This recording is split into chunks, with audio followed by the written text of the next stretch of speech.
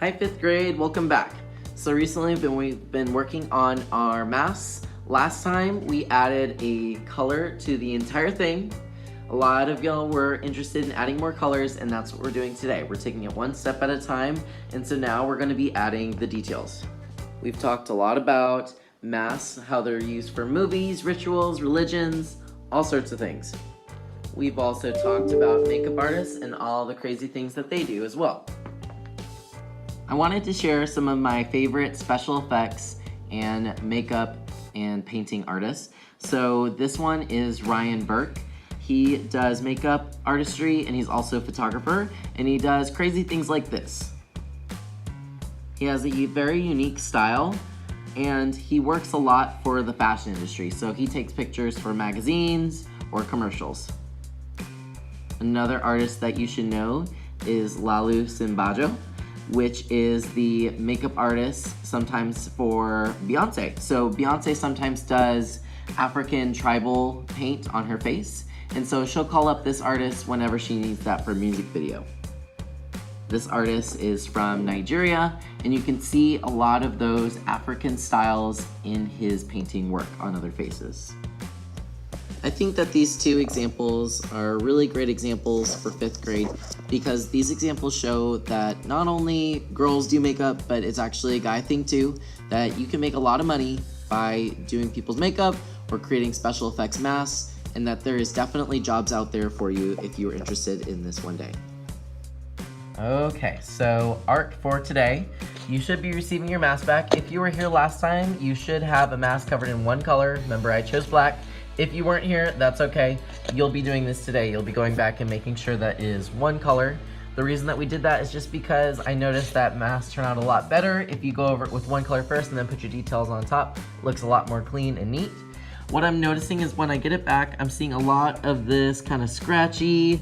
It looks like it's tearing or ripping. That's normal. It happens with the paint on the mask. So I may go over this later with another layer. I'm just gonna focus on those details now, and I will do the fixing and the craftsmanship another day. So here's the image that I found online that really inspired me. Now notice I have these really long ears. Another time we'll work on adding things like cardboard or yarn or things like that to ours. But for now, I just want you to focus on adding details to the mask. We'll do some cardboard and some additions later on. So don't worry so much about that yet if you have ears or crazy things hanging off your mask that you want to add. So mine's pretty simple because it only really needs two colors, black and gold. So I'm gonna go ahead and get the colors I need for my mask today. I should have your paint brushes. The small ones are the ones you need today. And then also some paper towels for you to use over here near the sinks. You'll walk your way down and you'll need one of these trays because we're gonna be using one color today to add a little bit more dimension. When you're over here, please let me know what you need. I'm going to need a little bit of gold, so I will get that for you. I will squeeze a little bit on your tray, but if you need more today, you can come up at any time and get more of that color. I will leave it out for you. And then eventually you will need a water cup so that you can clean your brush.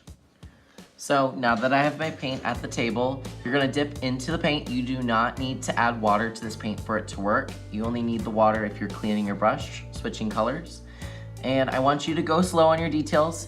You'll notice that they aren't very opaque, so you can kind of see through the gold. You may have to really build up those layers to make it show up, and that's okay. So I'm going in and I'm doing my inspirations. I'm kind of following what the internet image told me to do.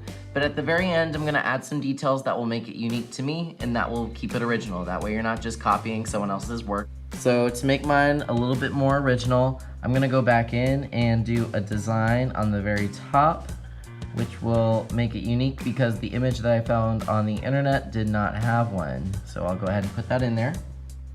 So a couple helpful tips when doing this. You may want to stand up and really look at it to make sure that things are symmetrical, aka things on one side are the same as the other. Unless you don't want it symmetrical, that's cool too.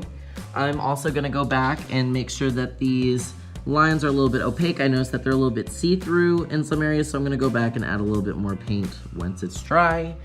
Also, you may want to sketch this out in pencil before you start doing your details. That's okay too. I will have the pencils available in the room. Now I'm done with the gold. I noticed that this one has no eyes, but I want to do something interesting with this. So I'm gonna go back and I think I'm gonna add some red eyes just to see how that looks. Whenever it's the end of class or you need to switch colors, you're gonna come over to the sink, either one will work. Once you're here and you need to switch colors, please turn the water on very slowly, not fast water, you want slow water. You're gonna find this big old brush back here. This is the cleaning brush. Take the brush, wet it, and then if you can, gently put the water over the paint and then basically paint the paint away.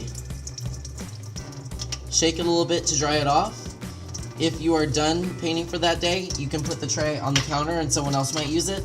Or if you need to pick up another color, you can pick it up. If the color isn't out, I can get it out for you. Now that I have my red, I of course need to dip, let it drip, swirl, clean that brush, and then of course take that wet brush and dab it on a paper towel. No, not this kind of dab, this kind of dab, because that's what gets out all that gunk. Then you can go ahead and start your new color. Remember, sometimes it's not as opaque as you want it to be. You may need to do a couple of layers for it to look correct.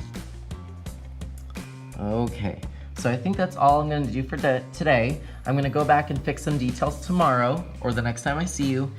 I will have 2 people cleaning trays today at the very end of class. Remember, your paintbrush goes in the water cup goes on the sink, you don't have to clean it out, and these masks will go on the back counter. I hope you guys have an amazing day. Thank you for being so patient during instructions.